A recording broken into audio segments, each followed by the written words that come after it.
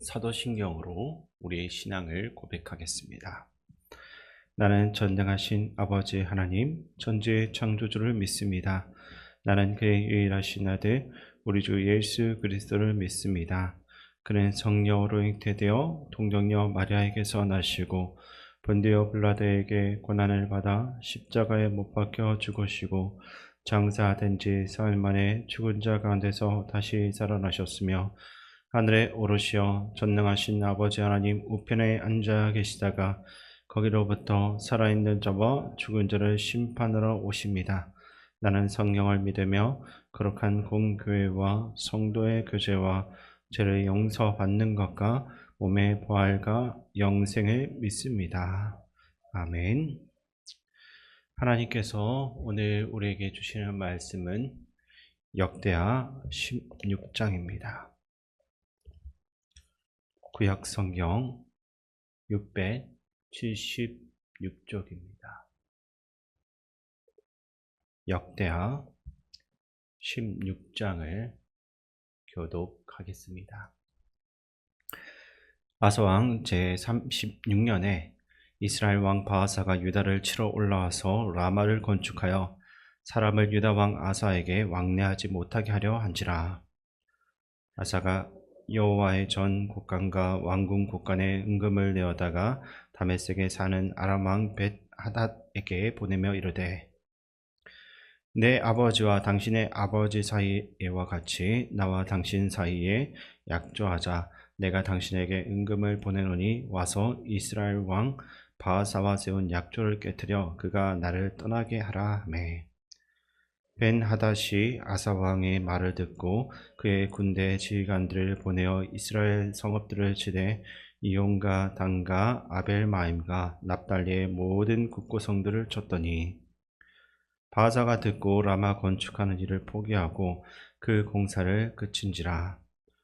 아사 왕이 온 유다 무리를 거느리고 바하사가 라마를 건축하던 돌과 제목을 운반하여다가 게바와 미스바를 건축하였더라.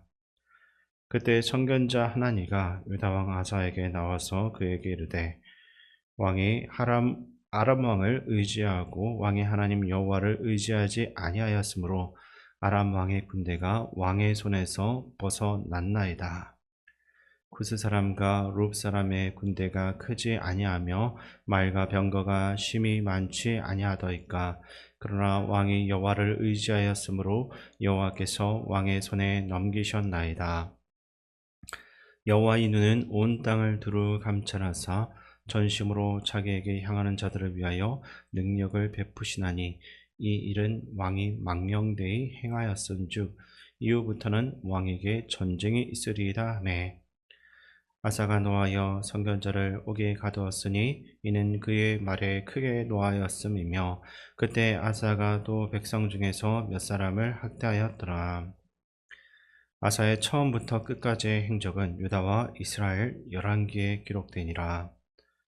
아사가 왕이 된 지 39년에 그의 발이 병들어 매우 위독했으나 병이 있을 때 그가 여호와께 구하지 아니하고 의원들에게 구하였더라.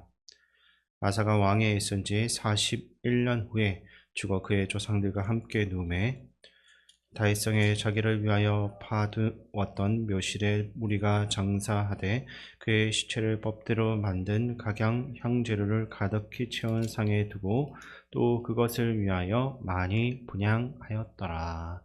아멘. 역대하 16장은 남유다의 아사 왕에 대한 말씀인데, 한마디로 말하면 아사 왕이 어떻게 실패했는지를 기록한 장이라 할 수 있습니다. 특별히 16장은 역대하 14장과 15장에서 보여주고 있었던 아사의 모습과는 완전히 다른 모습이 나타나고 있습니다. 14장과 15장에서 아사는 하나님을 온전히 의지하던 왕이었습니다. 그런데 오늘 본문을 보시면 그 믿음이 무너져 가고 있는 왕의 모습이 등장하고 있습니다. 본문 1절 말씀을 제가 다시 한 번 더 읽어드리겠습니다. 아사왕 제36년에 이스라엘 왕 바하사가 유다를 치러 올라와서 라마를 건축하여 사람을 유다 왕 아사에게 왕래하지 못하게 하려 한지라. 아멘. 아사가 남유다를 다스린 지 36년째가 되던 그 해, 북이스라엘 왕 바하사가 자신의 군대를 이끌고 쳐들어와서 라마 성을 재건합니다. 이 라마는 예루살렘에서 불과 약 13km 정도밖에 떨어지지 않았던 전략적인 요충지였습니다.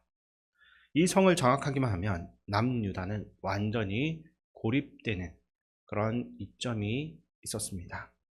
그래서 바하사는 아사를 정면으로 직접적으로 공격하기보다 이렇게 고립시켜 나가는 전략을 선택한 것입니다. 이런 군사적인 위기 앞에서 아사 왕은 어떠한 선택을 했습니까? 2절과 3절에 그 내용이 나와 있는데 그 말씀을 읽어드리겠습니다. 아사가 여호와의 전 곳간과 왕궁 곳간에 은금을 내어다가 다메섹에 사는 아람 왕 벤 하닷에게 보내며 이르되 내 아버지와 당신의 아버지 사이와 같이 나와 당신 사이에 약조하자. 내가 당신에게 은금을 보내노니 와서 이스라엘 왕 바하사와 세운 약조를 깨뜨려 그가 나를 떠나게 하라 하매. 아멘. 결국 아사는 하나님께 속해 있는 이 성전의 은금까지 들고서 사람의 힘을 의지하려고 갔습니다.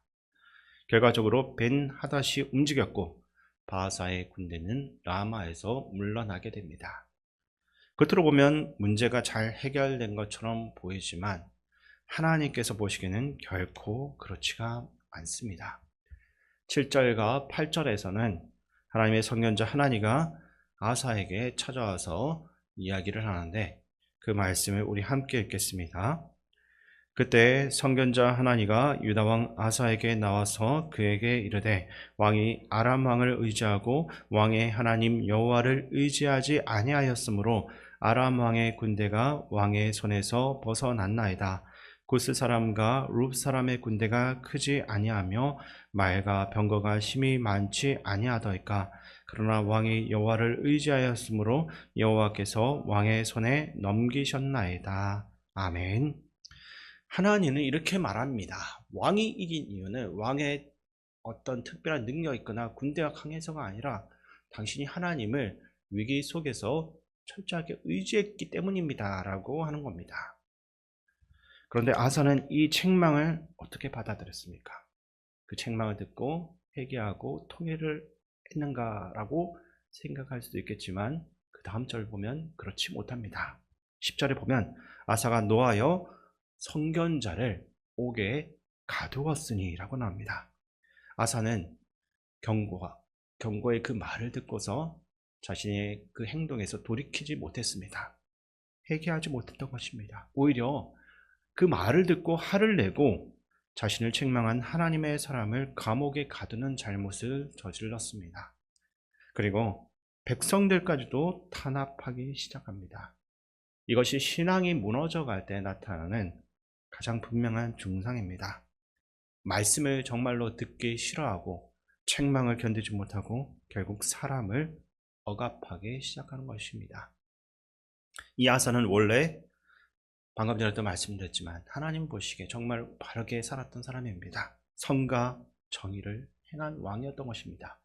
우상을 제거하고 어머니 마아가가 아세라 우상을 섬기자 태우의 자리까지도 빼앗았습니다.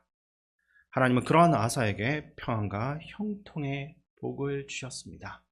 그러나 그 아사가 말년에는 하나님보다 사람을 더 의지했고 하나님의 것을 가지고서 세상의 힘을 살아가는 왕이 되었습니다. 더 중요한 사실이 있는데 바사의 침공은 아사의 통치 46년째에 일어났습니다. 이 아사는 총 41년 동안 남유다 왕국을 다스렸습니다. 즉 통치 말기에 왕의 통치 말기에 그 신앙이 무너져버린 것입니다. 아사는 오랜 시간 동안 하나님을 경험했고 그분께 충성스럽게 살아왔지만 끝까지 하나님을 의지하지는 못했던 왕이었습니다. 하나님을 믿는다라는 것은 어떤 한 시기에만, 처음에만 열심을 낸다라는 뜻이 아닙니다. 내 인생의 끝까지, 마지막까지 하나님을 의지하는 것, 끝까지 말씀의 길을 걸어가는 것이 참된 신앙인 것입니다. 그리고 신앙의 연륜이 깊어질수록 우리 안에서는 반드시 더 좋은 열매가 나타나야 합니다. 나이가 들수록 믿음이 더 깊어지고 마음은 젊었을 때보다 더 겸손해지고 말은 더 부드러워지며 기도는 더 깊어지고 말씀과 예배의 자리는 더욱더 그 삶 가운데서 소중해져야 됩니다. 왜냐하면 앞에 남은 시간이 점점 더 줄어들고 있기 때문입니다. 근데 현실은 어떻습니까? 아사와 같이 연륜이 쌓여갈수록 어떤 때는 더 세상적으로 되고 더 물질적으로 되고 더 자기중심적으로 변할 때가 있는 것입니다. 빛과 향기가 나야 할 신앙이 점점 흐려져만 갑니다. 그렇다면 우리는 어떻게 해야 되겠습니까? 9절 말씀이 우리를 위해서 그 답을 주고 있습니다. 그 말씀 제가 읽어드리겠습니다.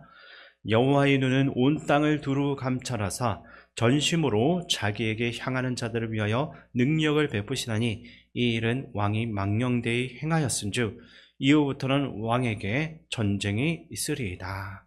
아멘, 아멘. 답은 매일, 매 순간 하나님의 시선 안에, 그 시선 앞에 서는 것입니다. 우리의 의지는 믿을만하지 않습니다. 연약하고 흔들리고 쉽게 변합니다. 그래서 자기 자신을 믿고 의지하는 것은 가장 위험한 일입니다. 우리가 믿을 분을 오직 살아계신 하나님 한 분뿐입니다. 그러므로 우리는 매일 말씀 앞에 자신을 세워야 됩니다. 말씀을 통해서 하나님의 시선과 마주해야 되는 겁니다. 그때 성령님께서 우리의 나약한 의지 위에 하나님의 견고한 의지를 더 입혀주시는 겁니다. 그렇게 우리는 인내로서 말씀의 길을 걸어가게 되고 하나님의 은혜가 흐르는 통로가 될 수가 있습니다. 여기서 우리가 꼭 기억해야 할 사실이 있습니다. 아사의 삶이 하나도 빠짐없이 기록되어진 것처럼 우리의 삶 또한 하나님의 역사책에 지금 이 순간도 기록되고 있다는 사실입니다.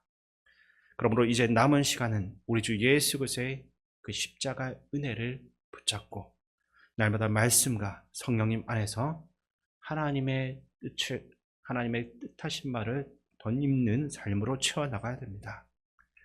올 한 해도 이제 며칠 남지 않았습니다. 그러나 오늘부터 우리가 다시 한 번 더 시작할 수 있습니다. 우리를 위해서 이 땅에 오신 예수님과 함께 오늘을 시작으로 끝까지 하나님만을 온전히 의지하는 삶을 살아가시기를 주님의 이름으로 축원드립니다. 하나님 아버지, 우리의 의지는 나약하고 불안합니다. 주 안에서 말씀과 성령님으로서 저희들을 붙들어 주셔서 길어지는 신앙의 연륜만큼 더 선하고 더 복되고 더 아름답고 의미로운 말씀의 삶을 살아가는 인생이 되게 저희들을 이끌어 주시옵소서. 우리 인생의 끝에 하나님을 모른다고 부인하거나 하나님을 떠나 다른 어떤 것을 붙잡고 의지하는 그 삶을 살지 않도록 도와주시고 오직 말씀 안에 거하여서 하나님 말씀에 더욱더 집중하는 삶을 살게 하여 주시옵소서. 우리와 늘 함께 하시는 예수님의 이름으로 기도드립니다. 아멘. 주기도문으로 예배를 마치겠습니다. 하늘에 계신 우리 아버지, 아버지의 이름을 거룩하게 하시며 아버지의 나라가 오게 하시며 아버지의 뜻이 하늘에서와 같이 땅에서도 이루어지게 하소서. 오늘 우리에게 일용할 양식을 주시고 우리가 우리에게 잘못한 사람을 용서하여 준 것 같이 우리 죄를 용서하여 주시고 우리를 시험에 빠지지 않게 하시고 악에서 구하소서. 나라와 권능과 영광이 영원히 아버지의 것입니다. 아멘. 이 시간 말씀을 생각하면서 기도할 때 날마다 하나님만을 더 의지하는 삶이 되고 날마다 말씀 앞에 서는 삶으로서 하나님의 시선 앞에 살게 하소서라는 제목으로 기도하시기 바랍니다. 또한 나라와 민족, 국가의 지도자들을 위해 기도해 주시고 교회 어르신들과 한우들, 다음 세대와 군복무 중인 청년들, 전 세계 가운데서 복음을 전하는 선교사님들, 또 담임 목사님을 위해서 우리 함께 마음 모아 기도하겠습니다.